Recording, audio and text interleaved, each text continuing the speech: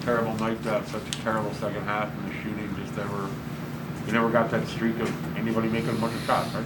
Yeah, I mean, listen, they congratulations to them. First of all, I thought they were certainly great in 3 of these games in this series. I mean, they were really great. They shot it, they passed it really well in 3 of the games, and tonight was one of them. Obviously, we don't guard at all. You know, again for the whole in the second half, we can't stop them, and that's we've been stringing up a lot of sub-30s and 25 quarters defensively, and we don't get any of them really tonight.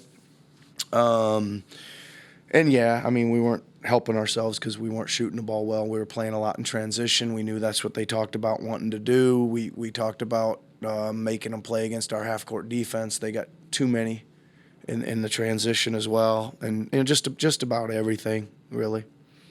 You guys did press a little bit. The three-point shots came quick, and they might have been more of them more contested and more early in shot clocks than you would have liked, and you talked about before the game. There was a few, Doug. I think just a couple guys probably were anxious to see to make an impact on the game. I said it before the game. It's a fine line between being aggressive and a bad shot. It's a fine line sometimes, but again, don't fault our guys again for the aggressiveness and spirit they've played with all season long. So I'm not going to hang that one on anybody tonight. Nick, you wanted your guys to learn from the highs and the lows of playoff basketball. Yep. In the end, they got a lot of both. How much do you think they'll be able to take from this series? Well, they should be able to take a lot from it. I think that I spent the first halftime of the first game introducing them to physicality of the playoffs, right? I thought we, on a lot of occasions, were the more physical team in this series, right? I think we weren't tonight, but a lot of times in the series we were. So we had some ups and downs with that, but I think we learned some of that as well. And I think the biggest thing, Josh, is that.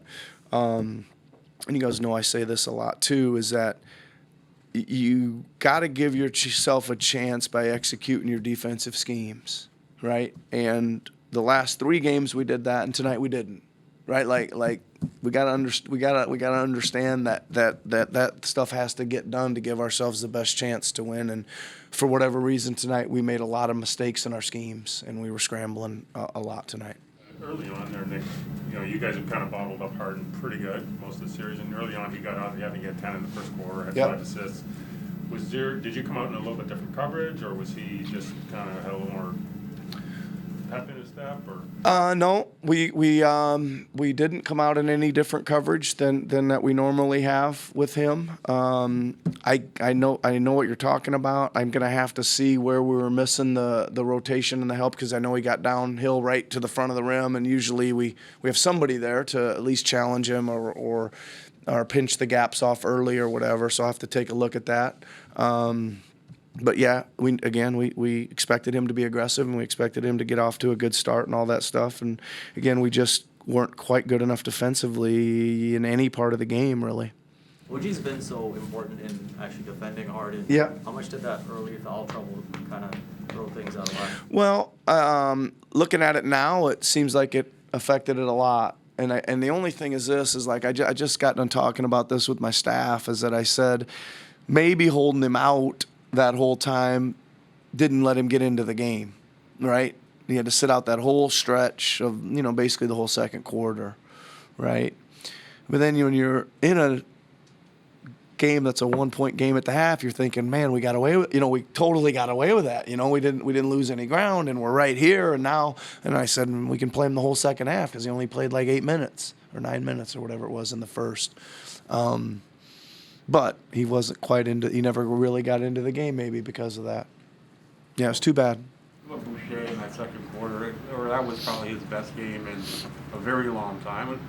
What's it say about his ability to handle the playoffs and the physicality for a guy who's not a very physical person. Yeah, I mean, listen, when he gives that relentless energy like that, Doug, he can make a lot of good things happen. I mean, he was cutting and flying around and rebounding. I think he had 6 offensive rebounds by himself in the first half, if I remember right. Yeah, something like that. And again, it's just him I think he had a block shot on a 3.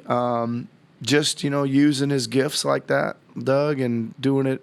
We really needed him because I thought we didn't get much from some other areas tonight, so at least we got a huge night from him off the bench. Didn't get much else off the bench tonight. I'm sure they're disappointed with the end result, obviously, but Yep. a really good season, better than what most people could have expected.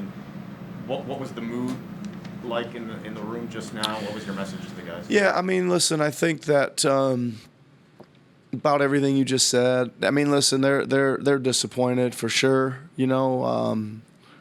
Pretty heavy air in there, right? They're disappointed. My message was that, as a whole, I thought we went through a tremendous amount this year with a number of things, and we just kept fighting and kept playing and kept getting better and kept figuring things out, and it was never really smooth. Right, there was always a big old bump in the road. We'd win 6 and 3 guys would get hurt, and we'd have to reassemble and lose 3 and win 6 and lose 3, and it was continually picking ourselves back up all year long. And I give them a lot of credit for that, hanging in there. I think the other thing I said was a lot of guys got a lot better. Right, it's great to see Pascal back to Pascal. I thought we saw some tremendous improvements from Gary, from Precious, from Chris, Scotty, obviously, high ceiling. Anyway, so it's a lot of that stuff. And I just said, listen, we got to have to get this one out of our system. It may take a few days or a couple weeks, and then, but we've got to get ready to get back to work. Right, and this is where we expect to be this time of year, is in these games, and we've all individually got to get better so that we can collectively get better and get in the hunt. Given the offensive burden, the burden that was on him offensively these last 3 games, have you sum up what Pascal did? Maybe up until the second half here.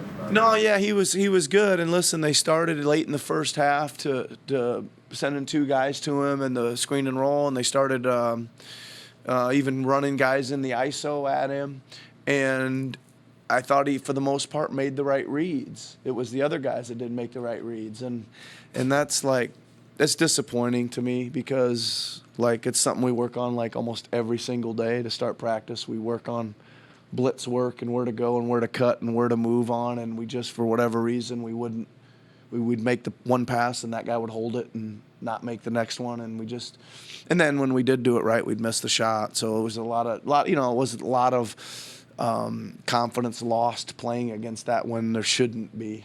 I was pretty disappointed in that execution from us, but kind of goes in line with a lot of stuff tonight. We weren't executing very well at either end.